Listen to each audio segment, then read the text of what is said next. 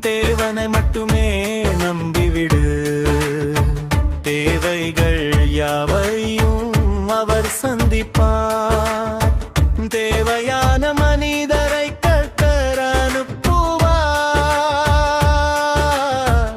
தேவையின்றி யாரையும் நம்பிவிடாதே. தேவனை மட்டுமே நம்பிவிடு.